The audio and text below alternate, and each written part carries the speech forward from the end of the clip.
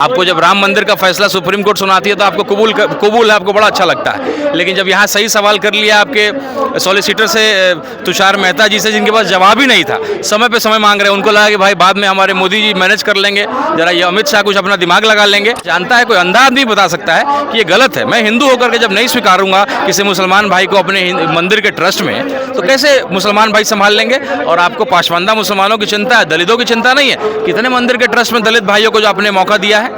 इस वक्त जो हम लोग किशनगंज के लहरा चौक में हैं और वक्फ अमेंडमेंट एक्ट को लेकर जो है एक विरोध प्रदर्शन रखा गया है और तमाम जो है पार्टी के नेता, मुस्लिम तंजीम सब शामिल है इस वक्फ तरमीमी एक्ट को लेकर, उसके खिलाफ में।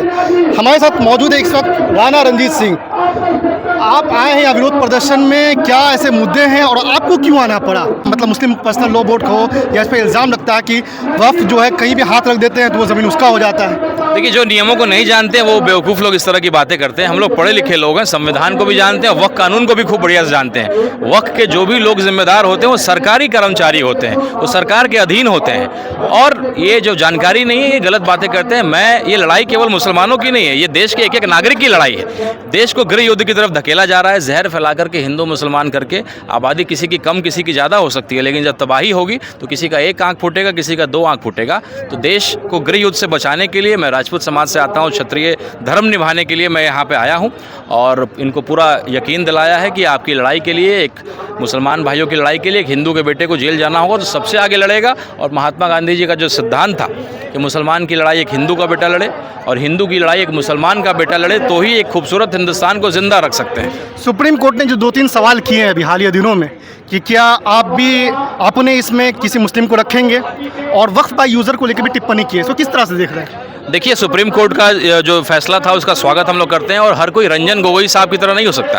एक चीफ जस्टिस ऑफ इंडिया थे जिन्होंने 4 महीने, जैसे ही उन्होंने रिटायरमेंट लिया, 4 महीने के बाद वो भाजपा के राज्यसभा के सांसद हो गए। और जब उनका सांसद में जो है उनकी शपथ ग्रहण को लोगों ने बहिष्कार किया था, लोकतंत्र का काला दिन था। तो ऐसे पदों पर रहने वाले लोग अगर छोटे मोटे लाभ के लिए इस तरह से करें तो एक दो गलत लोग हो सकते हैं, लेकिन सुप्रीम कोर्ट पे पूरा देश को विश्वास है।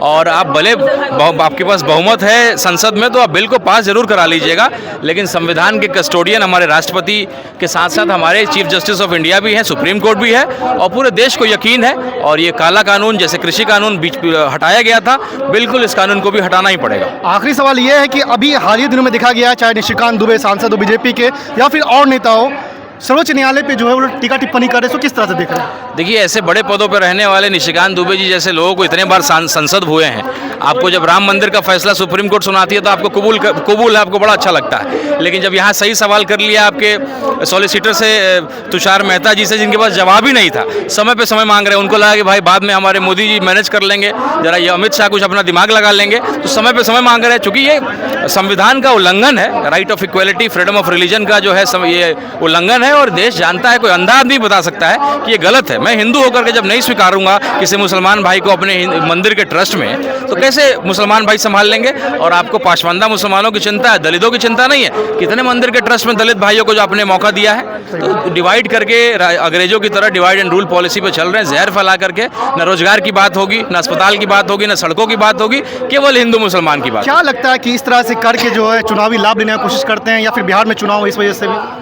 ये उनको शुरू में कुछ चीज़ें, उनका जो एक्सपेरिमेंट था वो सक्सेसफुल हुआ, लेकिन अब हमारे जैसे हिंदू पढ़े लिखे लोग हिंदू जाग गए हैं और आपके इस तरीके को जान गए हैं। ये तरीका, ये मंसूबा आपका कामयाब नहीं होगा। अब ये जहर की दुकानदारी को हम लोग बंद करेंगे और इस दुकानदारी से अब आपको राजनीतिक रोटी आप नहीं और सेकने देंगे। आप शुक्रिया। तो ये थे राणा रंजीत साहब, उन्होंने साफ लफ्जों में कहा है कि जिस तरह से एनडीए की सरकार, मोदी की सरकार जिस तरह से वक्फ कानून को लाकर जहर बोने का काम कर रही है, वो अब बोने नहीं दिया जाएगा।